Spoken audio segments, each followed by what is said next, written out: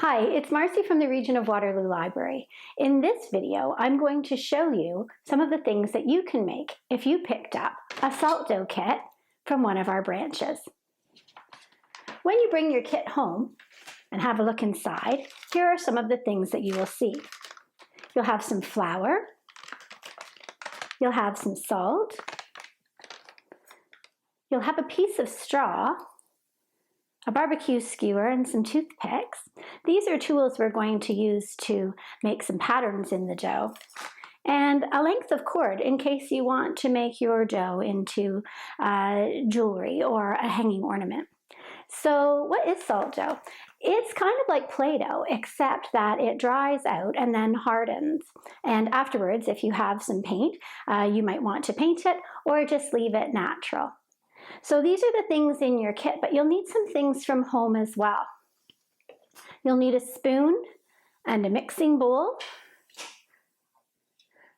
a measuring cup with half a cup of water, and if you like, you could use a rolling pin and cookie cutters for your dough creations.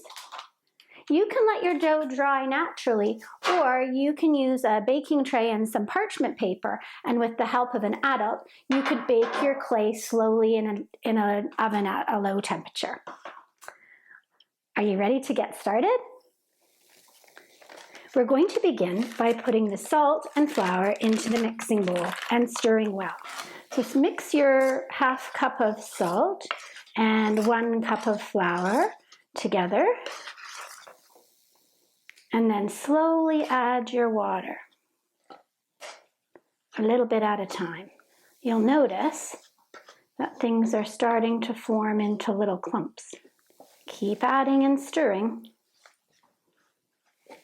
Once you can't mix it with a spoon anymore, you're going to get sticky by kneading it with your hands.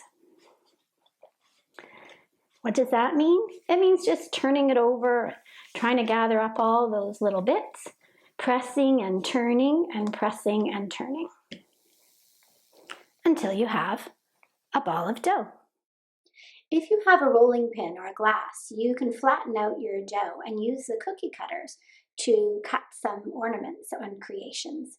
Use the straw to poke a hole to hang a cord, and use a toothpick, straw, or skewer to add details such as feathers or a pattern or a design.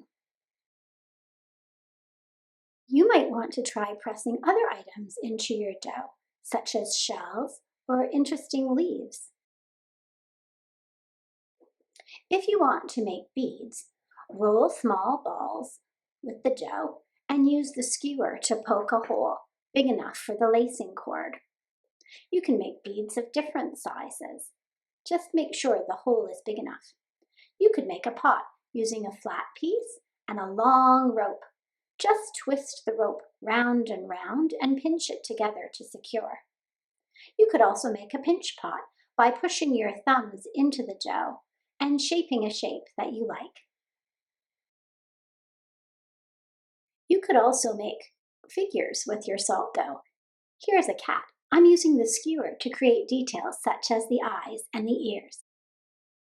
If you have any dough left over, you can seal it in the Ziploc bag and keep it in your refrigerator for up to 5 days. When you're happy with your creations, you can set them aside to dry on a piece of cardboard or a plate and check on them in about 2 days. It will take a long time for thicker things to dry and maybe less time for smaller items. As they're drying, make sure that you're turning them over every now and again so that they have the opportunity to dry on all sides. If you're going to use the oven to bake your salt dough, with the help of an adult, set the oven to 200 degrees and bake your creations for 1 to 3 hours.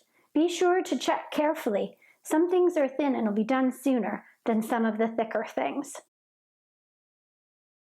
When your dough is thoroughly dry and cool, you can use the lacing cord for your ornaments or necklaces, or use acrylic paint to paint your figures. Thanks so much for watching. I hope you enjoyed making salt dough creations with our spring break kit. If you'd like some more information about our library resources, our virtual programs, and other offerings, please go to our website, rwlibrary.ca, or follow us on social media.